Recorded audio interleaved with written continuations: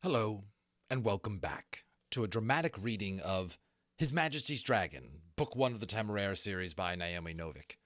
Where we last left you, we were in the midst of Chapter 5, and Lawrence had just been strapping himself on to Temeraire, and he's feeling a little bit glum at him having to check Granby and some of the other officers to kind of show that he deserves courtesy and respect, but he knows that makes him stand out a little bit among the group of new aviators he's trying to get in with. So we'll see how this continues to progress. Lawrence did not bother strapping himself back on completely for the short hop to the ledge, and there he dismounted to let Temeraire hunt without a passenger. The uncomplicated pleasure of watching the dragon soar and dive so gracefully did a great deal to ease Lawrence's mind. No matter how the aviators should respond to him, his position was secure in a way that no sea captain could hope for. He had experience in managing unwilling men, and if it came to that in his crew, and at least Martin's example showed that not all the officers would be prejudiced against him from the beginning. Remember, Martin was the kind of nice guy who was going with him and Granby when they were looking around where they keep the dragon eggs. It's eluding me now, like the hot steam area, right? There was some other comfort also, as Temeraire swooped and snatched a lumbering, shaggy-haired cow neatly off the ground and settled down to eat it.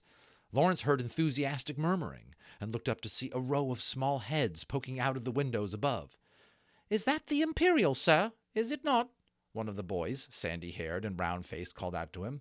"Yes, that is Temeraire," Lawrence answered. He had always made an effort towards the education of his young gentlemen, and his ship had been considered a prime place for a squeaker. He had many family and service friends to do favors for, so he had fairly extensive experience of boys, most of it favorable.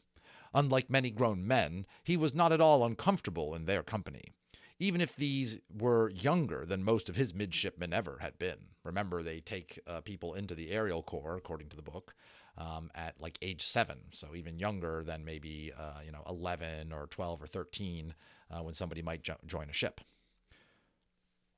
Look, how smashing, said another one, smaller and darker, cried and pointed. Temeraire was skimming low to the ground and collecting up all 3 sheep that had been released for him before stopping to eat again. "I dare say you all have more experience of dragon flight than I. Does she show to advantage?" he asked them. "Oh, yes," was the general and enthusiastic response. "Corners on a wink and a nod," the sandy-haired boy said, adopting a professional tone. "And splendid extension. Not a wasted wing beat. Oh, ripping," he said, and dissolved back into a small boy as Temeraire back-winged to take the last cow. "Sir, you haven't picked your runners yet, have you?" another dark-haired one asked hopefully, which at once set up a clamor among all the others, all of them announcing their worthiness for what Lawrence gathered was some position to which particularly favored cadets were assigned. Some position to which particularly favored cadets were assigned in a dragon crew. "No, and I imagine when I do it, it will be on the advice of your instructors," he said with mock severity. "So I dare say you ought to mind them properly the next few weeks. There, have you had enough?" he asked as Temeraire rejoined him on the ledge, landing directly on the edge with perfect balance. "Oh, yes, they were very tasty. But now I am all over blood. May we go and wash up?" Temeraire said. Lawrence realized belatedly this had been omitted from his tour. He glanced up at the children. "Gentlemen, I must ask you for direction. Shall I take him to the lake for bathing?" They all stared down at him with round, surprised eyes. "I've never heard of a bathing dragon," one of them said. The sandy-haired one added, "I mean, can you imagine trying to wash a regal? It would take ages. Usually they lick their chops and talons clean, like a cat." That does not sound very pleasant. I like being washed, even if it is a great deal of work," Temeraire said, looking at Lawrence anxiously. Lawrence suppressed an exclamation and said equably, "Certainly it is a great deal of work, but so are many other things that ought to be done. We shall go to the lake at once. Only wait here a moment, Temeraire. I will go and fetch some linens." "Oh, I will bring you some." The sandy-haired boy vanished from the windows. The rest immediately followed, and scarcely 5 minutes later, the whole half a dozen of them had come spilling out onto the ledge with a pile of imperfectly folded linens whose provenance Lawrence suspected. He took them anyway, thanking the boys gravely, and climbed back aboard, making a mental note of the sandy-haired fellow. It was a sort of initiative he liked to see, and considered the making of an officer. So you hear that boy taking it upon himself to say, "Oh, I think I know what you need, and I'll go get it for you. Here I am, with the help." I mean, I know that in the book he's saying that's a making of an officer, but I know from my years in the corporate world and leading teams myself, that's the making of a great leader in any organization, right? We could bring our carabiner belts tomorrow, and then we could ride along and help, the boy added now, with a too guileless expression. Lawrence eyed him and wondered if this was forwardness to discourage, but he was secretly cheered by the enthusiasm, so he contented himself with saying firmly, "We shall see." They stood watching from the ledge, and Lawrence saw their eager faces until Temeraire came around the castle and they passed out of sight. Once at the lake, he let Temeraire swim about to clean off the worst of the gore, then wiped him down with particular care. It was appalling to a man raised to daily holy stoning of the deck that aviators should leave their beasts to keep themselves clean. And he rubbed down the sleek back sides, and as he rubbed down the sleek black sides, he suddenly considered the harness. "Temeraire, does this chafe you at all?" he asked, touching the straps. "Oh, not very often now," Temeraire said, turning his head to look. "My hide is getting a great deal tougher, and when it does bother me, I can shift it a little, and then it is better straight away." "My dear, I'm covered with shame," Lawrence said. "I ought never to have kept you in it. From now on you shall not wear it for an instant while there is not necessary for our flying together." "But is it not required, like your clothing?" Temeraire said. "I would not like anyone to think I was not civilized." "I shall get you a larger chain to wear about your neck, and that will serve," Lawrence said, thinking of the golden collar Levitas wore. "I'm not going to have you suffering for a custom that, so far as I can tell, is nothing but laziness, and I am of a mind to complain of it in the strongest terms to the next admiral I see." And he was as good as his word, and stripped the harness from Temeraire the moment they landed in the courtyard. Temeraire looked a little nervously at the other dragons who had been watching with interest from the moment the two of them had returned with Temeraire still dripping from the lake. But none of them seemed shocked, only curious, and once Lawrence had detached the gold and pearl chain and wrapped it around one of Temeraire's talons, rather like a ring, Temeraire relaxed entirely and settled back down on the warm flagstones. "It is more pleasant not to have it on. I had not realized how it would be," he confided quietly to Lawrence, and scratched at the darkened spot on his hide where a buckle had rested and crushed together several scales into a callus. Lawrence paused in cleaning the harness and stroked him in apology. "I do beg your forgiveness," he said, looking at the galled spot with remorse. "I will try and find a poultice for these marks." "I want mine off, too," chirped one of the Winchesters suddenly, and flitted down from Maximus's back to land in front of Lawrence. "Will you, please?" Lawrence hesitated. It did not seem right to him to handle another man's beast. "I think perhaps your own handler is the only one who ought to remove it," he said. I do not like to give offense." "He has not come for 3 days," the Winchester said sadly, his small head drooping. He was only about the size of a couple of draft horses, and his shoulder barely topped Lawrence's head. Looking more closely, Lawrence could see his hide was marked with streaks of dried blood, and the harness did not look particularly clean or well kept. Unlike those of the other dragons, it bore stains and rough patches. "Come here, and let me have a look at you," Lawrence said quietly, as he took up the linens still wet from the lake, and began to clean the little dragon. "Oh, thank you," the Winchester said, leaning happily into the cloth. "My name is Levitas," he added shyly. "I am Lawrence, and this is Temeraire," Lawrence said. "Lawrence is my captain," Temeraire said, the smallest hint of belligerence in his tone, and an emphasis on the possessive. Lawrence looked up at him in surprise, and paused in his cleaning to pat Temeraire's side. Temeraire subsided, but watched with his pupils narrowed to thin slits while Lawrence finished. I just love that can you believe that dragon loves you so much that is possessing you to the point of you touching another dragon? He's like, no, he's mine. That's just so cool. Shall I see if I cannot find what has happened to your handler? He told Levitas with his final pat. Perhaps he's not feeling well. But if so, I'm sure he will be well soon. Oh, I do not think he is sick, Levitas said with some sadness. But that feels much better already, he added, and rubbed his head gratefully against Lawrence's shoulder.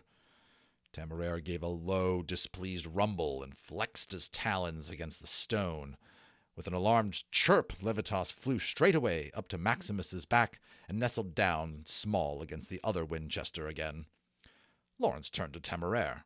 Come now, what is this jealousy? He said softly. Surely you cannot begrudge him a little cleaning when his handler is neglecting him. You are mine, Temeraire said obstinately, and after a moment, however, he ducked his head in a shamefaced way and added in a smaller voice, He would be easier to clean. I would not give up an inch of your hide were you twice Laetificat's size, Lawrence said. But perhaps I will see if some boys would like to wash him tomorrow. Oh, that would be good, Temeraire said, brightening. I do not quite understand why his handler has not come. You would never stay away so long, would you? Never in life, unless I was kept away by force, Lawrence said. He did not understand it himself. He could imagine that a man harnessed to a dim beast would not necessarily find the creature's company satisfying intellectually, but at least he would have expected the easy affection with which he had seen James treat Volatilis. And though even smaller, Levitas was certainly more intelligent than Volley. Remember, that was way back when they were on the island of Madeira. There was this courier dragon that Temeraire had first met, and the dragon was just couldn't put together logical sentences and stuff. And Temeraire's looking to Lawrence in confusion, is there something wrong with this dragon? Temeraire, and like certain dragon breeds, just more intelligent, was bred for intelligence, where some of these dragons simply were not. Perhaps it was not so strange that there would be less dedicated men among aviators as well as in any other branch of the service. But with the shortage of dragons, it seemed a great pity to see one of them reduced to unhappiness, which could not help but affect the creature's performance. Seriously, right? You're not dealing with a ship or whatever that you can just let it get barnacles or whatever, even though they don't do that, right? In the Navy, we already heard Lawrence takes good care of these things, but this is a creature that has to fight and battle and work as a team and give their best for the country, You got to take good care of them. You got to give them some pride and a little oomph, huh? Lawrence carried Temeraire's harness with him out of the castle yard and over to the large sheds where the ground crews worked. Though it was late in the day, there were several men sitting out in front, smoking comfortably. I imagine them with pipes or something. They looked at him curiously, not saluting, but not unfriendly either. Ah, you'd be Temeraire's, one of them said, reaching out to take the harness. Has it broken? We'll have a proper harness ready for you in a few days, but we can patch it up in the meantime. No, it merely needs cleaning, Lawrence said. You haven't a harness tender yet. We can't be signing you your ground crew till we know how he's going to be trained, the man said. But we'll see to it. Holland, give this a rub, will you? He called, catching the attention of a younger man who was working on a bit of leather work inside. Holland came out, wiping grease off onto his apron, and took the harness in big, capable-looking hands. Right you are. Will he give me any trouble putting it back on after? He asked. That will not be necessary, thank you. He's more comfortable without it, so merely leave it beside him, Lawrence said firmly, ignoring the looks this won him. And Levitas's harness requires attention as well. Levitas. Well, now I'd say that's for his captain to speak to his crew about, the man said, sucking on his pipe thoughtfully. That was perfectly true. Nevertheless, it was a poor-spirited answer. Lawrence gave the man a cold, steady look, and let the silence speak for him. The men shifted, a little uncomfortably, under his glare. He said, very softly, If they need to be rebuked to do their duty, then it must be arranged. I would have thought any man in the Corps I would not have thought any man in the Corps would need to hear anything but a dragon's well-being was at risk to seek to amend the situation. I'll do it along of dropping off Temeraire's, Holland said hurriedly. I don't mind. He's so small it won't take me more than but a few shakes. Thank you, Mr. Holland. I'm glad to see I was not mistaken, Lawrence said, and turned back to the castle. He heard the murmur behind him of, regular Tartar he is. Wouldn't fancy being on his crew. It was not a pleasant thing to hear, at all. He had never been considered a hard captain, and he had always prided himself on ruling his men by respect rather than fear or a heavy hand. Many of his crew had been volunteers. He was conscious, too, of guilt. By speaking so strongly, he had indeed gone over the head of Levitas' captain, and the man would have every right to complain. But Lawrence could not bring himself to regret it. Levitas was clearly neglected, and it in no way fit his sense of duty to leave the creature in discomfort. The informality of the Corps might for once be of service to him. With any luck, the hint might not be taken as direct interference, or as truly outrageous as it would have been in the Navy.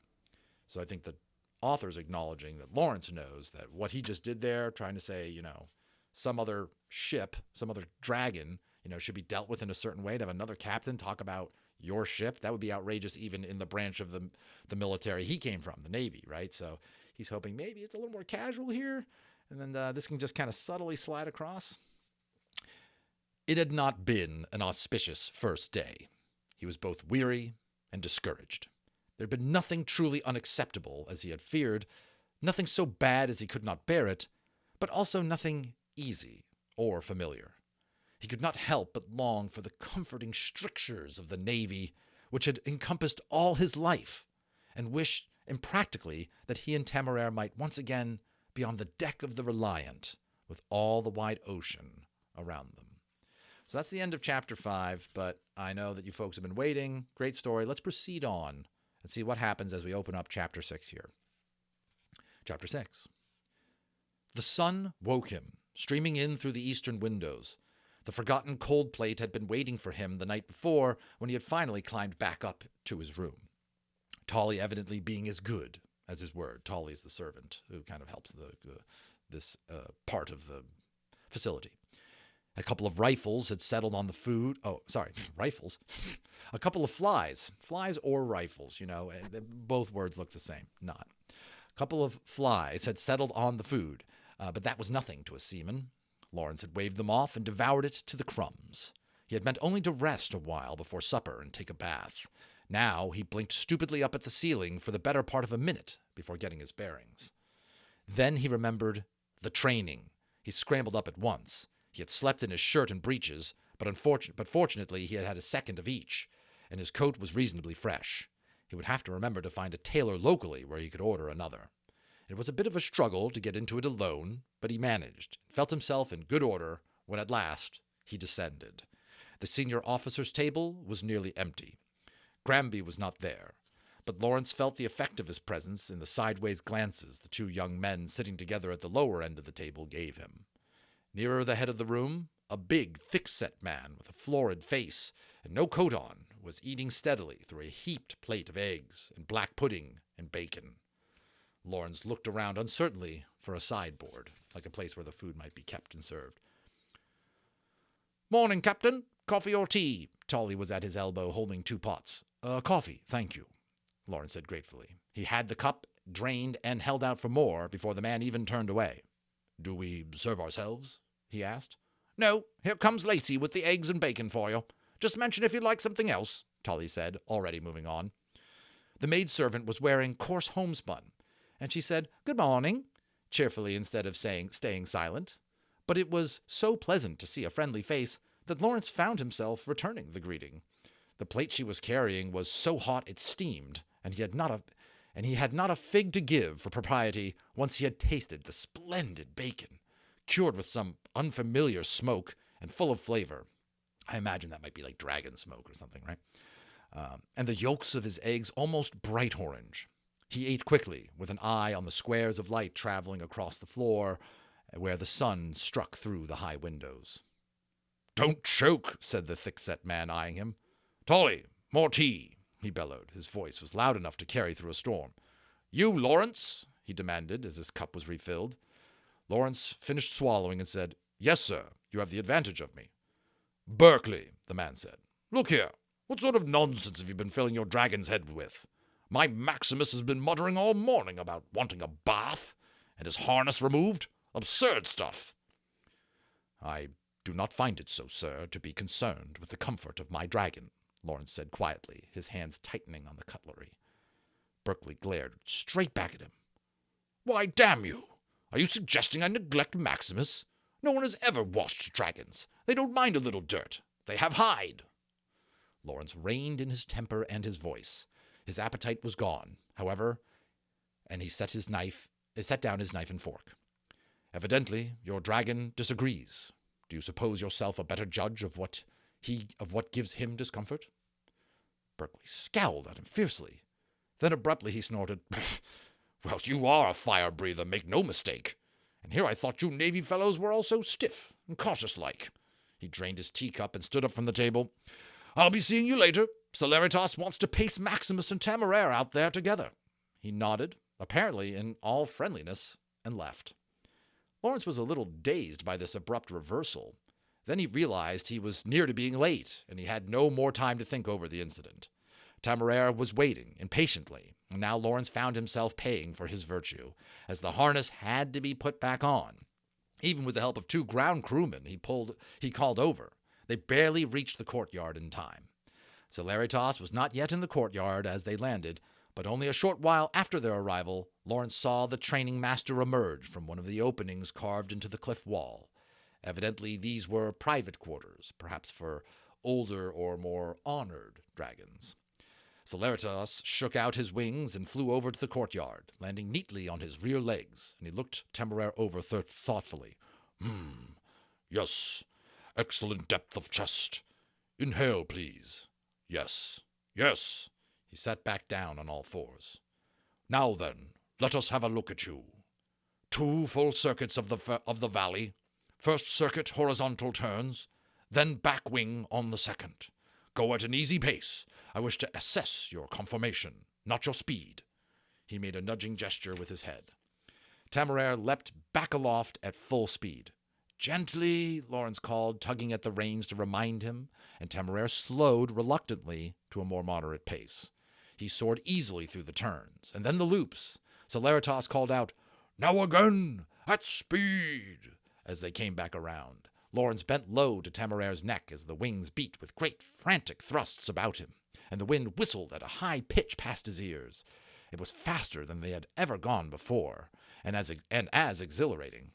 He could not resist and gave a small whoop for Temeraire's ears only as they went racing through the turn. The second circuit completed, they winged back towards the courtyard again. Temeraire was scarcely breathing fast.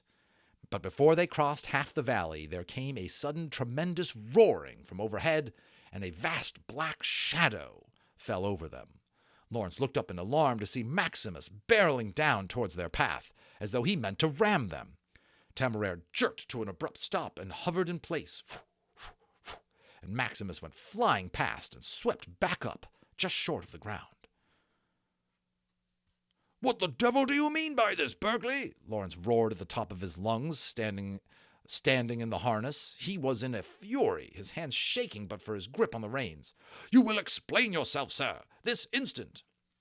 My God, how can he do that? Berkeley was shouting back at him, conversationally, as though they had not done anything out of the ordinary at all. Maximus was flying sedately back up towards the courtyard. Levitas, did you see that? I do. Pray come in and land, Temeraire, Levitas said, calling out from the courtyard. They were flying at you on orders, Captain. Do not be agitated, he said to Lawrence as Temeraire landed neatly on the edge. It is of utmost importance to test the natural reaction of a dragon of being startled from above, where we cannot see. It is an instinct that cannot be overcome by any training. Lawrence was still very ruffled, and Temeraire as well. That was very unpleasant, he said to Maximus reproachfully. Yes, I know. It was done to me when we started training, Maximus said cheerfully and unrepentant. How do you just hang in the air like that?" "I never gave it much thought," Temeraire said, mollified a little. He craned his neck over to examine himself. "I suppose I just beat my wings the other way." Lawrence stroked Temeraire's neck comfortably as Celeritas peered closely at Temeraire's wing joints. "I had assumed it was a common ability, sir. Is it unusual, then?" "Only in the sense of it being entirely unique in my 200 years' experience," Celeritas said dryly, sitting back. "Angle wings can maneuver in tight circles, but not hover in such a manner." He scratched his forehead. "We will have to give some thought to the applications of the ability. At least it will make you a very deadly bomber." Lawrence and Berkeley were still discussing it as they went to dinner, as well as the approach to matching Temeraire and Maximus. Celeritas had kept them working all the rest of the day, exploring Temeraire's maneuvering capabilities and pacing the two dragons against each other. Lawrence had already felt, of course, that Temeraire was extraordinarily fast and handy in the air, but there was a great deal of pleasure and satisfaction at hearing Celeritas say so, and to have Temeraire easily outdistance the older and larger Maximus. Celeritas had even suggested that they might try and have Temeraire fly double pace, if he proved to retain his maneuverability even as he grew, that he might be able to fly a strafing run along the entire formation and come back to his position in time to fly a second along the rest of the dragons. Berkeley and Maximus had taken it in good part to have Temeraire fly rings around them. Of course, Regal Coppers were the first rates of the Corps, first rates being a reference to the largest British warships at the time, which were called first-rate ships of the line, the most guns, heaviest ship, most powerful ship. So these Regal Coppers are the heaviest, most powerful dragons of Britain's aerial corps. And Temeraire would certainly never equal Maximus for sheer weight and power, so there was no real basis for jealousy. Still, after the tension of his first day, Lawrence was inclined to take an absence of hostility as a victory. Berkeley himself was an odd character, a little old to be a new captain and very queer in his manners, with a normal state of extreme stolidity broken by occasional explosions. But in his strange way, he seemed a steady and dedicated officer, and friendly enough. He told Lawrence abruptly as they sat at the empty table waiting for the other officers to join them, "You'll have to face a damn sight of jealousy, of course, for not having to wait for a primon as much as anything. I was 6 years waiting for Maximus. It was well worth it, but I don't know that I would be able not to hate you if you were prancing about in front of me with an Imperial while he was still waiting in the shell." "Waiting?" Lawrence said. "You were assigned to him before he was even hatched?" "The moment the egg was cool enough to touch," Berkeley said. "We got 4 or 5 Regal Coppers in a generation. Aerial command don't leave it to chance who mans them. I was grounded the moment I said, 'Yes, thank you,' and here I sat, staring at him in the shell and lecturing squeakers, hoping he wouldn't take too much bloody time about it. Which, by God, he did." Berkeley snorted and drained his glass of wine. Lawrence had already formed a high opinion of Berkeley's skill in the air after their morning's work, and it did indeed seem the sort of man who would be entrusted with a rare and valuable dragon. Certainly he was very fond of Maximus, and showed it in a bluff way. As they had parted from Maximus and Temeraire in the courtyard, Lawrence had overheard him telling the big dragon, "I suppose I'll get no peace until you have your harness taken off too, damn you," while ordering his ground crew to see to it, and Maximus nearly knocking him over with a caressing nudge. The other officers were beginning to file into the room. Most of them were much younger than himself, or Berkeley, and the hall quickly grew noisy with their cheerful and often high-pitched voices. Lawrence was a little tense at first, but his fears did not materialize. A few more of the lieutenants did look at him dubiously, and Granby sat as far away as possible, but other than this, no one seemed to pay him much notice. A tall, blond man with a sharp nose sat quietly. "I beg your pardon, sir," and slipped into the chair beside him. Though all the senior officers were in coats and neckcloths for dinner, the newcomer was noticeably different in having his neckcloth crisply folded and his coat pressed. "Captain Jeremy Rankin, at your service," he said courteously, offering a hand. "I believe we have not met." No, I'm just arrived yesterday. Captain Will Lawrence, at yours, Lawrence answered. Rankin had a firm grip and a pleasant and easy manner. Lawrence found him very easy to talk to, and learned without surprise that Rankin was the son of the Earl of Kensington. My family have always sent third sons to the corps, and in the old days before the corps were formed and dragons reserved to the crown, my however many great-grandfather used to support a pair, Rankin said. So I have no difficulties going home. We still maintain a small covert for flyovers, and I was often there even during my training. It is an advantage I wish more aviators could have, he added, low, glancing around the table. Lawrence did not wish to say anything that might be construed as critical. It was all right for Rankin to hint at it, being one of them, but from his own lips it could only be offensive. It must be hard on the boys, leaving home so early, he said with more tact. In the Navy the Navy does not take lads before they're 12, and even then they're set on shore between cruises, and have some time at home. Do you find it so, sir? He added, turning to Berkeley. Berkeley said, swallowing. Berkeley said, swallowing. He looked a little hard at Rankin before answering Lawrence. Can't say that I did. Squalled a little, I suppose, but one gets used to it, and we run the squeakers about to keep them from getting too homesick. He turned back to his food with no attempt to keep the conversation going, and Lawrence was left to turn back and continue his discussion with Rankin. So clearly, it sounds like Berkeley does not like this Rankin guy. Am I late? Oh!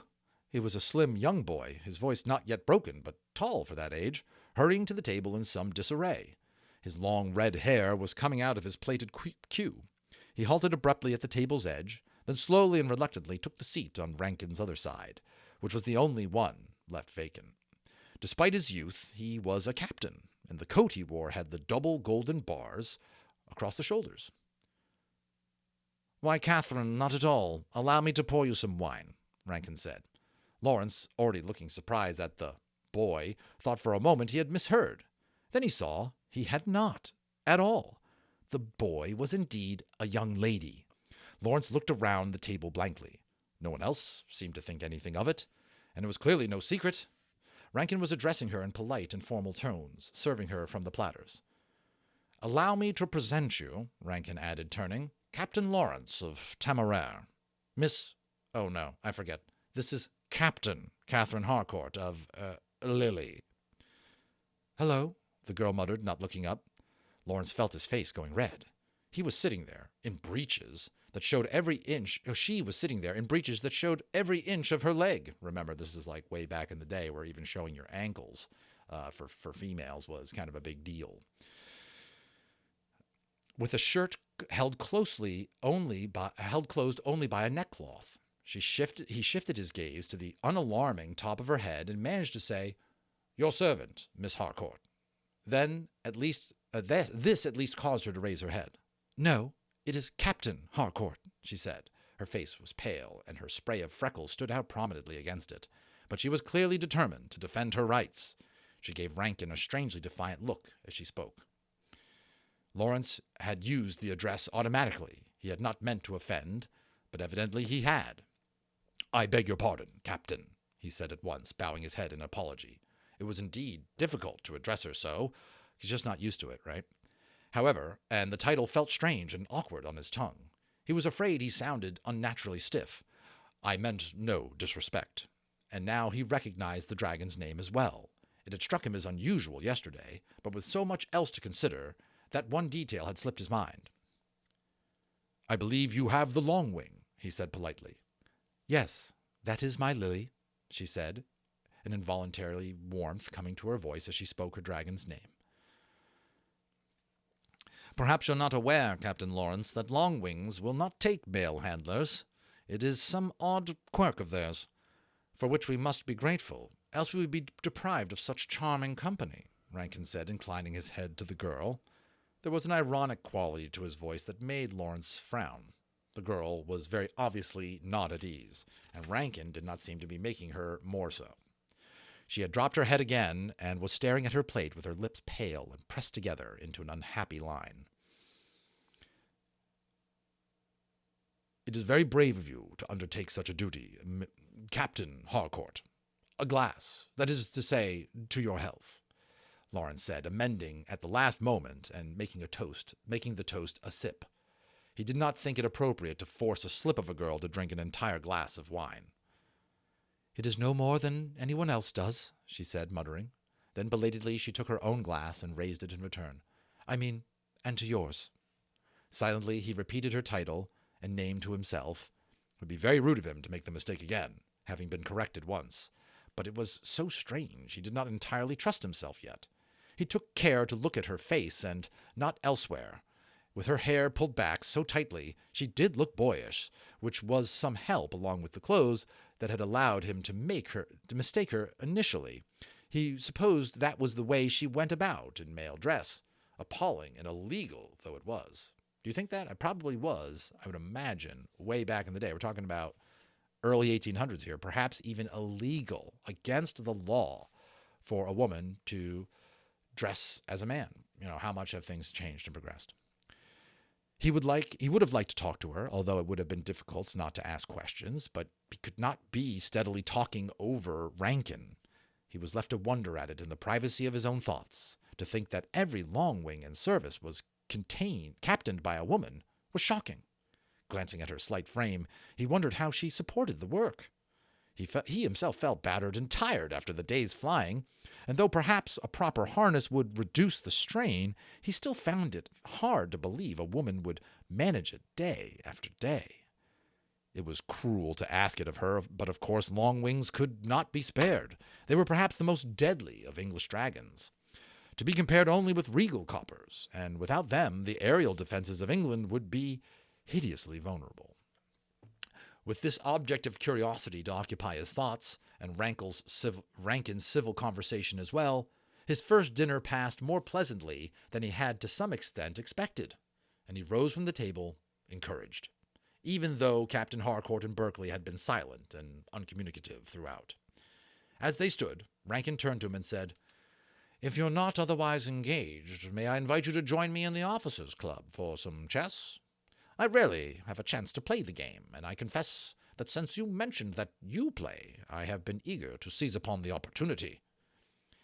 "I thank you for the invitation. It would give me great pleasure as well," Lawrence said. "For the moment, I must beg to be excused, however. I must see to Temeraire, and then I have promised to read to him." "Read to him?" Rankin said with an expression of amusement that did not hide his surprise at the idea. "Your dedication is admirable, and all that is natural for a new handler. However, allow me, if I may, to assure you that, for the most part, dragons are quite capable of managing on their own. I know several of our fellow captains are in the habit of spending all their free time with their beasts, and I would not wish you, based on their example, to think it a necessity or a duty to which you must sacrifice the pleasure of human company." "I thank you kindly for your concern, but I assure you it is misplaced in my case," Lawrence said. "For my own part, I could desire no better society than Temeraire's, and it is as much for my own sake as it is for his that we are engaged. But I would be very happy to join you later this evening, unless you keep early hours." "I am very happy to hear it on both counts," Rankin said. "As for my hours, not at all. I'm not in training, of course, only here on courier duty, so I need not keep to a student's schedule. I'm ashamed to admit that on most days I am not to be found downstairs until shortly before noon. But on the other hand, that grants me the pleasure of expecting to see you this evening." With this they parted, and Lawrence set out to find Temeraire. He was amused to find 3 of the cadets lurking just outside the dining-hall door, the sandy-haired boy and 2 others, each clutching a fistful of clean, white rags. "Oh, sir," the boy said, jumping as he saw Lawrence come out. "Would you need any more linens for Temeraire?" he asked eagerly. "We thought you might, so we brought some, when we saw him eating." "Here now, Roland, what do you think you're about there?" Tolly said, carrying a load of dishes from the dining hall, stopped on seeing the cadets accost Lawrence. "You know better than to pester a captain." "I'm not, am I?" the boy said, looking hopefully at Lawrence. "I only thought perhaps we could help a little. He is very big, after all, and Morgan and Dyer and I all have our carabinas. We can lock on without any trouble at all," he said earnestly, displaying an odd harness that Lawrence had not even noticed before. It was a thick leather belt, laced tightly around his waist, with an attached pair of straps ending in what looked at first glance like a large chain link made of steel. On closer examination, Lawrence saw that this had a piece which could be folded in, and thus open the link to be hooked onto something else. I don't know if carabiners otherwise existed at this time. So, again, anybody who wants to Google it or dig around, carabiners, that type of metalwork and stuff like that, the need for such a thing, is the author taking a little liberty here to say if dragons did exist, as they do in this fantasy story, that maybe certain technologies which would have waited for another time, like carabiners help us repel and hang from things, that technology might have also come forward in time and been invented sooner? Or am I just ignorant of the fact that carabiners have been around for a while? You let me know. Let the group know in a comment, huh? Piece that can be folded in and thus open the link to be hooked on to something else. Straightening, Lawrence said, "As Temeraire does not yet have a proper harness, I do not think you can lock on to the straps with these, however," he said, hiding a smile at their downcast looks. "Come along, and we shall see what can be done. Thank you, Tolly," he said, nodding to the servant. "I can manage them." Tolly was not bothering to hide his grin at this exchange. "Right you are," he said, carrying on with his duties. "Roland, is it?" Lawrence asked the boy as he walked onto the courtyard with the 3 children trotting to keep up. "Yes, sir. Cadet Emily Roland, at your service." Turning to her companions and thus remaining blithely unconscious of Lawrence's startled expression, she said, "And these are Andrew, Morgan, and Peter Dyer. We are all in our 3rd year here." "Yes, indeed. We would all like to help," Morgan said, and Dyer, smaller than the other 2 and with round eyes, only nodded. "Very good," Lawrence managed, looking surreptitiously down at the girl. Her hair was cut bowl fashion, just like the 2 boys, and she had a sturdy, stocky build. Her voice was scarcely pitched higher than theirs. His mistake had not been unnatural.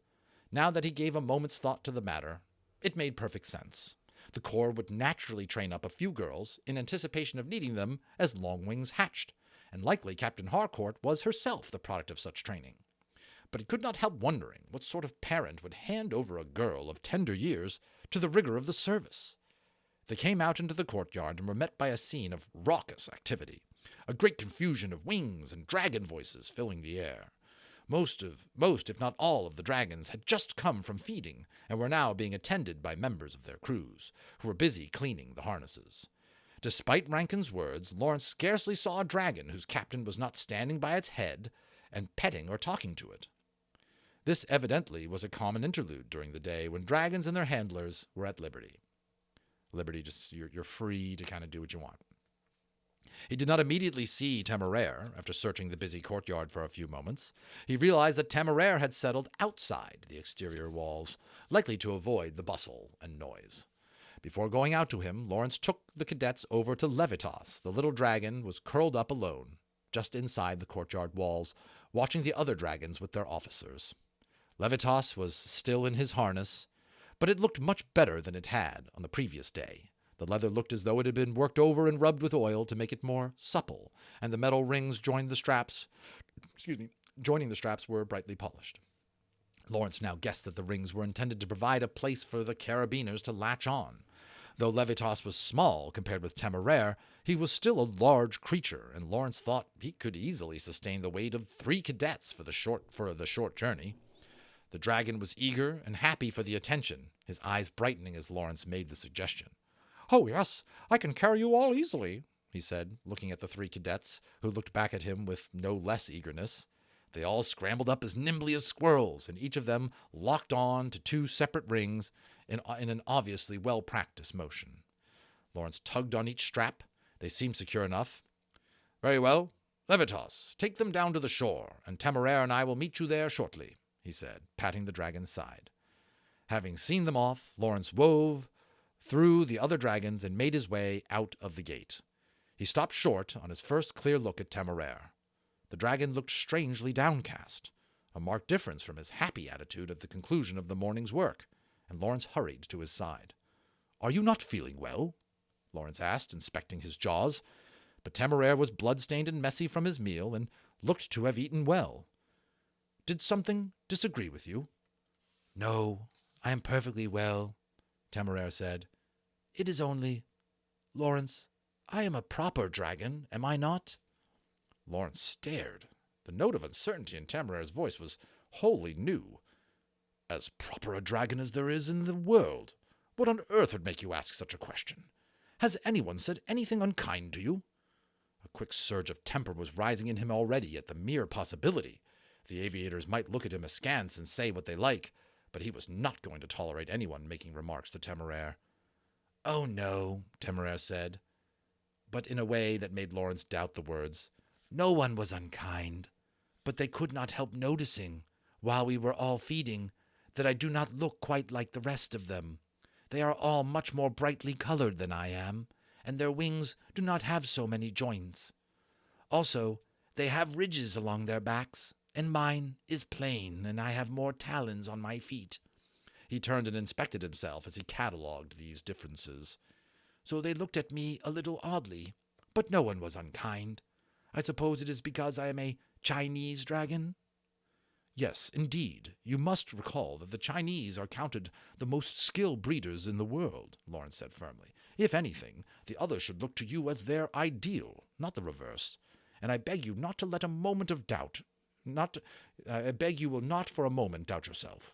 Only consider how well Levitas spoke of your flying this morning. But I cannot breathe fire or spit acid, Temeraire said, settling back down, still with an air of dejection. And I am not as big as Maximus. He was quiet for a moment and then added, He and Lily ate first. The rest of us had to wait until after they were done, and then we were allowed to hunt as a group. Lawrence frowned. It had not occurred to him that dragons would have a system of rank among themselves. My dear, there's never been a dragon of your breed in England, so your presence has not yet been established, he said, trying to find an explanation which would console Temeraire. Also, perhaps it has something to do with the rank of their captains, for you must recall that I have less seniority than any other captain here. That would be very silly. You are older than most of them, and have a great deal of experience, Temeraire said, losing some of his unhappiness and indignation over the idea of a slight to Lawrence. You have won battles, and most of them are still only in training. Yes, though at sea, and things are very different aloft, Lawrence said. But it is quite true that precedence, and rank are not guarantors of wisdom or good breeding. Pray do not take it so to heart. I'm sure that when you have been in service a year or two, you will be acknowledged as you deserve. But for the moment, did you get enough to eat? Shall we return to the feeding ground? We shall return to the feeding grounds at once, if not. Oh, no, there was no shortage, Temeraire said. I was able to catch whatever I wanted, and the others did not get in my way very much at all. He fell silent, and was clearly still inclined to be dismal. Lawrence said, Come, we must see about getting you bathed. We'll pause there. We are deep into Chapter 6, and we've got many pages to go, as these are longer chapters, you know. So thanks, everybody, for reading with me. And we will continue on with the second half of Chapter 6 on our next reading session, which you can get delivered directly to your inbox simply by hitting the subscribe button if you haven't already. Thanks again. Appreciate everybody's support, and we'll see you on the next one.